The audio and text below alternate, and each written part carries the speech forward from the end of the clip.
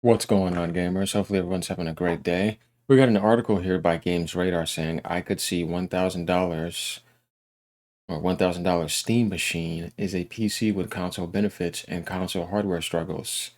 Analyst says, yeah, I agree. We're going to talk about this too. So basically, he's saying if the Steam machine has to get pushed up, like the 2 terabyte one, I think it would be close to the $1,000 range.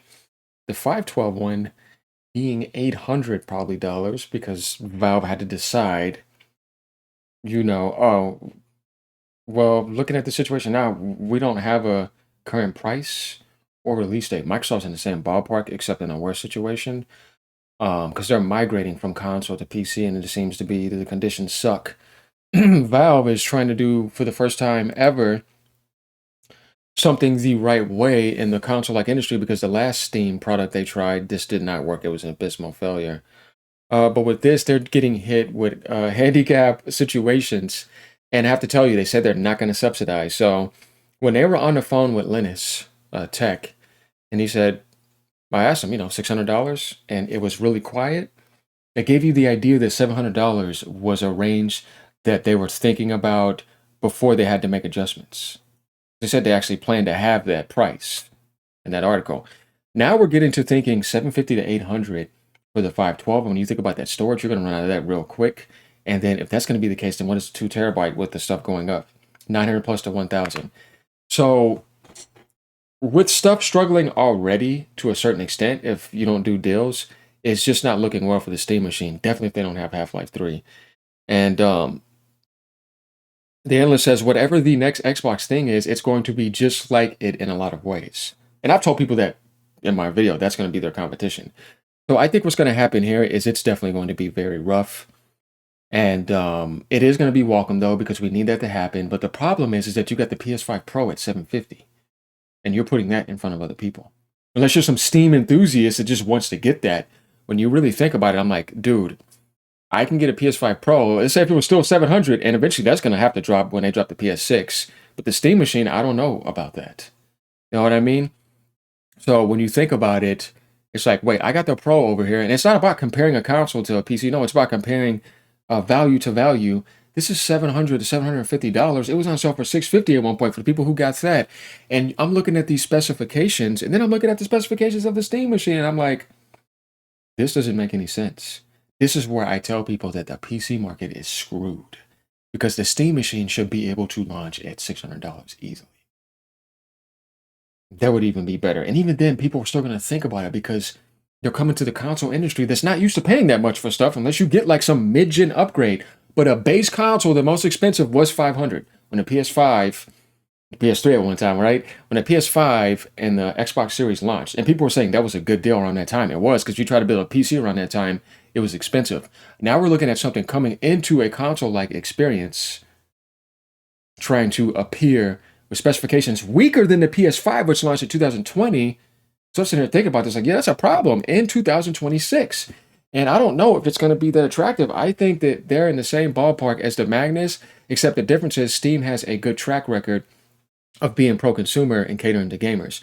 But when you think about looking at that PS5 Pro, and you're like, okay, look, you're waiting on my exclusives. I'm not waiting on your exclusives. I get all the games anyways. I get all the Xbox games just like you do. So if you have a Steam machine and I have a PS5 Pro, not only do I get all day and date first party games, I get all money hats that may not come. I get the gotchas that you get.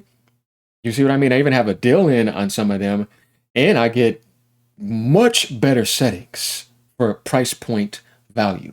I think that's going to be the problem when the console players are looking at Valve coming into the industry. The thing that makes the Steam machine attractive, though, is that it doesn't use Windows 11. But if people are already switching to Linux on much better builds, who's going to want to pay that much? I think it's a serious thing to think about. That's why I feel like it's going to be a tough sell. Like, it's not that I want to go against it or anything like that. No, I actually would have welcomed the Steam machine to be $600. Man, be down to 550, that would have been nice. Because it's 512.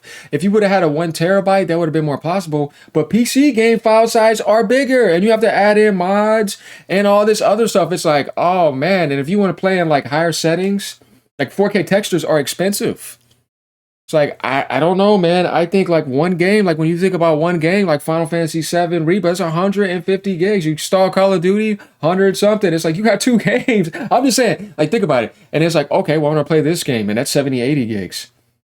You don't even get the full 500 either. Like they take a little bit of that to use for the OS, and it's like, so I can only have like 3 games on my thing. 4 if I get something that's like, a little bit less, and maybe I could have a lot if I'm doing indies. But it's like, at a standpoint, if you don't have fast internet too, it's like, oh man, what are we gonna do here? Well, good thing they have that thing on Steam to help download something faster if you already downloaded it. But all these games are like 100 plus gigabytes. What if GTA 6? That game's gonna be like 200 gigs. It's like, dude, at one game in Call of Duty and you're done. You know what I mean? It's like, oh man. So it's like, what am I gonna do then? So if I bought the Steam machine and I say it was $800 for the 512, which seems very plausible, and 2 terabytes are ridiculous now because the NAND and the SSD, MV, any prices are going up. What if those things are like 200 and something dollars, or almost 300 for 2 terabytes? What is the difference then between you getting the 2 terabyte Steam machine and the 512, unless you already have that waiting for you? You're basically paying more. You see what I mean? So it's like, does that kind of make the 512 irrelevant? Because who only needs 512 if you're on Steam and you got a whole library and you like a lot of games and stuff? It's tough. I think that 1 terabyte would have been a lot more comfortable. And then the 8 gigs of stuff, I think we can get past that, because when you look at the majority of the PC base, I mean, NVIDIA shafts people. Nobody has those bigger cards. That's why I look at the PS5 Pro, I'm like, it has a 16 gigabyte VRAM pool though, dedicated only to that. And it's like, see, this is the problem here. Why is PC gaming like this now? Like, why is it that ridiculous where like you have to think about that type of stuff, and then you think about the Magnus too, and it's like, yeah, that thing's gonna be way more powerful than the Steam machine. You know what I mean? But it's gonna cost a fortune. And when people think of Xbox, they think of consoles. So I don't see any average console player, actually probably none at all, because Xbox is more irrelevant than ever in a hardware sense in the console world, where they just don't sell, not even at the price points that they're at, because it's way too expensive for what it used to be. I don't know if the Magnus is going to even be attracting anyone. How? If the cheapest you're probably going to be able to get is close to 1,000 with those OEM models that are cheaper, it's going to be up there. So it's like the Steam machine. Like, what if it's not going to be able to drop prices in a few years? Then you got the PS6 come out and it's around the same price as that. This is something people have to think about, because it's like, yeah, that's pretty crazy. The only thing that makes it attractive is that you can carry over your Steam library. You're some Steam enthusiast, but if your PC rig is more powerful than it and you don't have extra money to spend, because a lot of people are on budgets in the PC world, what are you going to think about that when you could just stay on your rig? Or if you got a laptop, you can just bring that with you anyways. So I feel like this is definitely the problem with the Steam machine. It's not because Valve is making the Steam machine. It's because they said they're not going to subsidize, and that the market is forcing them to sell at a much higher rate than it should initially be selling. That's the thing that sucks. So that's kind of my take on this. And then we have the article over here saying, basically we're just talking about Valve's living room faces major production challenges this year. We thought that they would have been prepared, but I think nobody's seen the RAM stuff coming to crash down on them like this. And then SSD and then GPU prices going up, and even AMD. So with memory and storage sync chasing GPU droughts, the global hardware market has gotten so bad that Valve can't even commit to a plan. They can't. Even Microsoft said they're not committed to 2027. On the Steam machine's release date or price, when it does originally arrive, games director Matt Piscatella of analyst firm Circana expects the Steam machine to offer a preview of full flat consoles to come, particularly to next generation Xbox. Speaking with Games Radar, Piscatella describes the Steam machine and its place in the market as a PC that can be hooked up to a TV relatively easy. Correct. So a PC with console benefits, I guess I would say. But I also think whatever the next Xbox thing is, it's going to be just like it in a lot of ways. That's what I said in my video. You guys remember that. And I've been saying that. He continues. That's going to be what they're appearing like. A PC first, then try to offer console conveniences on that PC platform. But I mean, all this stuff's kind of hybridizing, right? The line between PCs and consoles and handhelds and even mobile, it's blurring. Not only between the play types and how people use them, but in the games that are available. That's what I'm saying. PS5 Pro has everything that Steam pretty much has, besides extra shovelware. And you still got the PS5 games day one and all Xbox games. Steam, you're waiting to hope to get some of those PlayStation games. Not all of them come over. So it's like Valve doesn't make exclusives anymore like that. What do you have that PlayStation doesn't have? And they're offering way better value per price point and all their exclusives. Day one. That's why I feel like now it's hard because of the way that the PC market is. So with that line blurring, like he said, not only between the play types and how people use them, but in the games that are available. The content that goes with players from platform to platform, there are differences, but in a lot of ways, they're kind of melding together. They are. So recent reports claim the next Xbox console will run a tailored version of Windows and support PC stores like Steam. A natural extension of Xbox's growing role as a third-party agent that happens to offer hardware. On the record, Microsoft's gaming boss Phil Spencer has only pointed out the ROG Xbox Ally as a sign of things to come for combining libraries and experiences, just as Piscatella describes. Basically, just a PC with console-like experiences. But the problem here is this right here. This is not console-like. You see?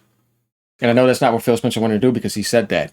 Ironically, the Steam Machine has become the living room contender facing the worst of the hardware shortages. Right as before it even launches, it's screwed. The PS5 didn't have that launch like that, except the shortages for COVID. And Xbox, they both did. And even Nintendo got hit with that. But that didn't affect the demand and the price point that people were going out buying them like hotcakes. PS5 and Series X were already established and had stock built up. That's what I'm saying. Steam is getting screwed. And even still, the new Nintendo Switch 2 was able to prepare ample stock for its launch rush before prices truly skyrocketed. Though Nintendo is also feeling the squeeze of supply chains, Valve, which has really committed to hardware after the success of the Steam Deck, washed away the original. Failed Steam machines is probably struggling to build a castle out of dry sand this year. The uncertainty and the chaos is not good for planning, Piscatella says, acknowledging both hardware and constraints and U.S. tariff validity.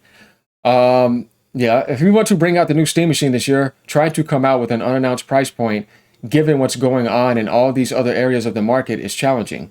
I imagine that they're going through a lot of planning about component sourcing and making sure the price that they're going to announce is one that they can feel comfortable with, given everything else going on. I don't understand why they don't subsidize. It's like, Valve, you're getting more people to your ecosystem.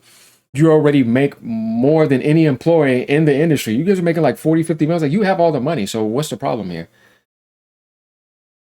I don't understand why you wouldn't do that. Doesn't make any sense. If you're coming like console-like, try to get some console-like sales the next thing. Try to get 15 or something, subsidize a bit. You're going to make it up somewhere else. Who cares? Like, to me, you're kind of being like Microsoft in that sense, and it's not making any sense, and you don't have to do that. So I think the uncertainty in terms of what to expect from not only the component prices, but like you mentioned, the tariffs or even other macroeconomic factors like interest rates, all that stuff can make planning things very difficult. On the Steam Machine's price, Piscatella said, I'm glad I'm not responsible for picking. He could see $700 or $800. Well, we were already knowing this was here because of the phone call with Linus. But now after the delay and more stuff, I mean, we're saying $512 for this when the Pro is giving you $750 price tag, originally $700 for 2 terabytes and way better specs. And you get all those exclusives day one. And all the Xbox games now, much higher settings with PSSR 2 coming. It's like, you give me $512, they're times 4 your storage. Like, yeah, you had a $650 deal in a holiday. That's what I'm saying. That's the most pro-consumer move so far recently. I could see $1,000 he adds. Yeah, definitely for the 2 terabyte. I could see them going nuts and going under 700 if they want to eat some of the cost. They said they weren't. The bigger question, as Valve hinted in its delay, is where are the components going to be 6 months from now? It's going to be more expensive. That's what I'm saying. How many are there going to make? How can they distribute them and get a deal when everybody's pushing for AI and they're getting the deals? So Valve has to sit there and think about that. It's not easy. But as prospect, Piscatella says a Steam Machine as a console-like hybrid remains super exciting. Yeah, as it appearing like it is, there's nothing wrong with it. The problem is all the other stuff we're talking about that are factoring in part because it could expand the reach or footprint of the audience cultivated in PC gaming and on Steam. This is often the group supporting breakout trends in games, whereas consoles, by virtue of being a more closed platform, tend to be guided less by discoverability and more by tentpole releases. And of course, the same live service games every single year, though no platform is immune to their reign. You have built-in base of really loyal customers that have a huge library and in many cases just waiting to be played, he says. And one day, when they hook up their Steam machine, they've got all that library with them. So it's a very exciting prospect, but it's all going to come down to the price point and how many they make. And those are the big question marks. 100% correct. And that's the problem here, guys, that we were trying to talk about here, is that I don't mind the Steam machine as it is. The problem is the market conditions and not subsidizing and what they're being forced to do. And when you see in the Pro right there, it's like, damn, I'm gonna be spending that much. Why do I not want to get this PC with all these games that I know I can always get right then and there, and then carry that over to the 6? So that's not trying to tell you to, you know, oh, Steam is not this, so it should be about PlayStation. It's more about the value of the difference of the machines and the specs up in there. That's it. Has nothing to do with, PlayStation or Steam, except in the fact of the value that they're offering. But you guys get what I mean, neutrally speaking here, when I'm just looking at this, like, no, I'm going to get that. You know what I mean? Because what am I really missing out then? If I already have a rig. Yeah, I mean, I'm already set. So let me know what you guys think about this in the comments down below. Like, comment, subscribe as usual. Enjoy gaming no matter what platform you're on. So yeah, later guys.